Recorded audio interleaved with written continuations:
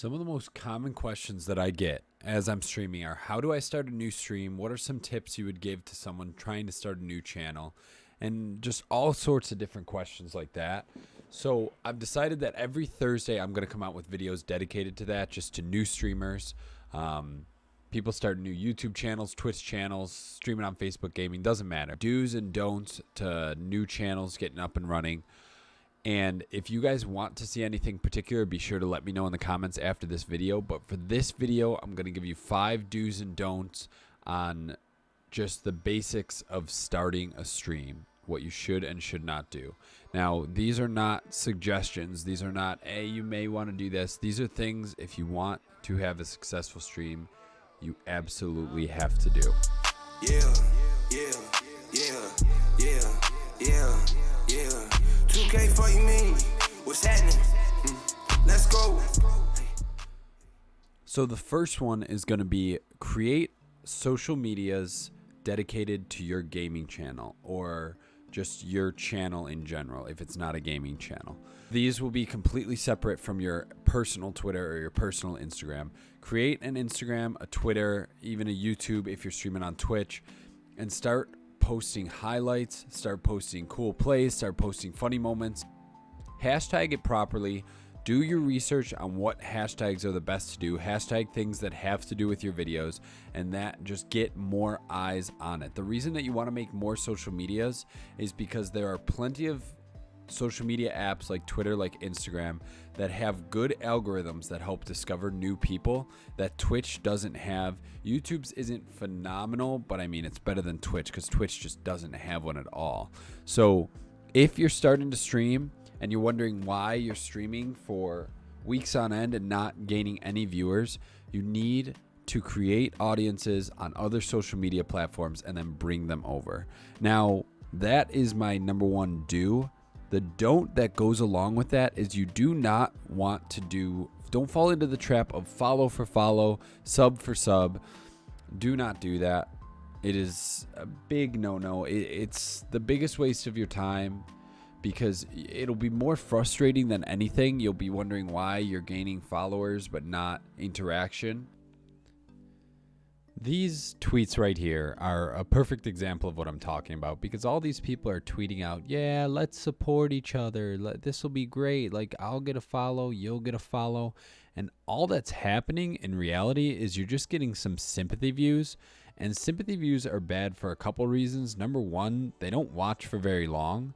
And number two, if you are getting 4 or 5 views from other streamers that expect something back from you, and that's the only reason that they are watching you, it's going to cause your content to get completely stagnant. It's not going to cause you to have a wake-up call and say, wait a second, I really need to change something. And that is why you need to self-reflect, look at what your videos are, look at your streams, think to yourself, how do I need to change this? Having people view your stream just because they want you to view their stream back or something like that is one of the worst things you can do for your channel. You want people to watch your channel and subscribe and follow for one reason, because they like you. They're entertained by you. That's it. It's as simple as that. So the number 2 thing that you absolutely should do, and this is going to seem very obvious, but not to everybody apparently, is read your frickin' chat. That's it. Read it.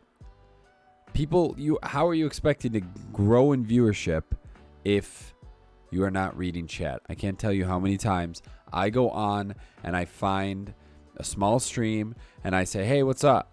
No response. Hello? No response. And I just, after 4 or 5 messages of them not responding, I'm not going to stick around, and I doubt any of you would either. People watch small streamers for one reason. It's the interaction. Here's the reality. Unless you're the best Call of Duty player in the world or the best Fortnite player in the world, whatever you're streaming, there are a lot of better players than you. Okay? Whether you want to face up to that or not. There's a lot of better players than you. If people are looking for the absolute best gameplay in the world, they're going to be out there watching Nick Merckx. They're going to be watching Symphony. It doesn't matter. They're not going to be watching you. They're not going to be watching me because there's a lot of Call of Duty players better than me. The reason that small streamers pull views is because people like their personality. They like interacting with them. So read your chat. I don't care if you have to read it on a phone and you're streaming off your PS4. Just read it, interact with people. So the third thing that you definitely want to do when starting a new stream is to get a camera. I had some of the worst advice I've ever gotten, and I've gotten a lot of bad advice from small YouTubers, but some of the worst advice I ever got was when I was first starting my channel, there was this guy. He was like, oh yeah, you want to create hype around your face reveal. So don't even think about getting a camera until you're at like 50,000 subscribers. That was 3 years ago. This dude, I think, is at like 110 subs right now. I'm not going to mention any names, obviously. But it's just the worst advice. And I'll tell you why. As I mentioned previously, the reason people are subscribing to you, they like your personality. They like trying to get to know you. If you have a webcam and people can see your room and people can see where you're streaming from, it makes them feel a little bit more like they're there with you, hanging out with you. If you don't have a camera, then people are just watching 5 hours of gameplay straight with a voiceover. It's not you. People are just imagining what your face looks like. It's just not even close to the same thing. Get a camera. If you're streaming on the PS4, you can get a PS4 cam for they're like $30. You can get a Logitech if you're streaming off a PC. That's what I actually am using right now. I have 2 Logitechs, one's up there. They're each like $30 to $50, something like that. You can get decent cameras for very cheap. And you absolutely need one. Get one. Before you even start streaming, get a camera. So the fourth thing you want to do is try to look for other creators, other streamers that have the same amount of followers or subscribers as you, just around the same amount. Like if you have 200 followers or 100 followers, you don't want to go to someone with 2,000 followers and say, hey, are you interested in a collab? That's called leeching. You don't want to do it. It's very obvious that you're not doing it for the right reasons. You want to find someone with the same amount of followers as you. You want to play with them. You'll get some of their subs. They'll get some of yours. It'll help both you grow. And that's what I did for a while. On my first channel, that's what I did for a long time.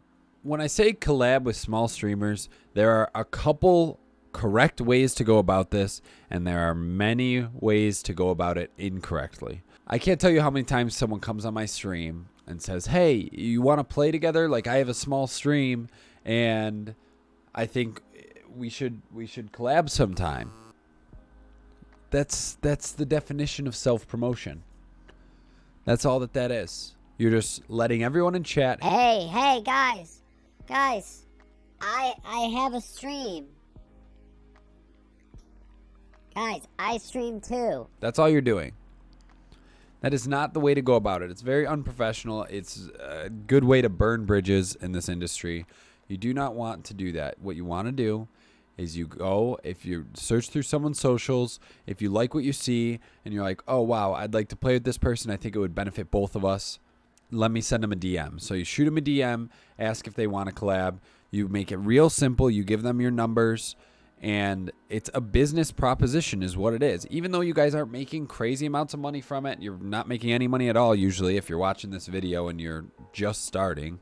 But it still is a business proposition. That's what it is. And with any business proposition, it has to benefit both parties, which is why you don't ask someone who has 2,000 more followers than you if they want to collaborate, because then that benefits you because they have a lot of viewers who might see you, but you don't have anything to offer them. So tip number 5 is a really big one. And for this one, I'm going to start off with the don't. And what you do not want to do is just keep hitting go live every day, no matter how much you stream. You do not want to just keep hitting go live and expect your channel growth to just keep rolling. It won't do that. There's no point in streaming 8 hours a day, 10 hours a day, burning the candle at both ends and grinding when you're streaming to 1 or 2 viewers. There's no point. If you are just starting your channel, there's no need to stream every single day. There's not. Start working on videos. Videos will help. On my first channel, I think before I streamed once, I think I came out with like 14 different videos. And that's what I would recommend to you guys. You guys could still stream, but come out with videos at least once a week. Whether it's tips and tricks for certain games, whether it's just full gameplay videos, come out with something that gives YouTube a chance to promote. They're not going to promote a small stream that's getting less than 50 views. They're just not. It's not the way the algorithm works. So post videos before you start streaming every day. That's why I've recently started toning it down. I still stream every day, but I used to stream twice a day. But now I'm making sure that I come out with videos every Tuesday and Thursday, because that will help my YouTube algorithm. That'll help us grow in the future as long as I stay consistent with it. And that's what I suggest that you guys do too. You do not grow nearly as much when you are live streaming as you do when you are posting videos every day. YouTube is 100 times more likely to recommend your videos to someone if it's a video, more so than they are a live stream. Focus on that one. If that is, I know it was the last tip here, but I guess if you watch the whole video, you get that benefit of getting the most important tip. But it is the most important. Don't just keep going live and expecting anything to change, especially if your content's just getting stagnant. If you're just going live day after day, just playing the same game, just not switching anything up at all.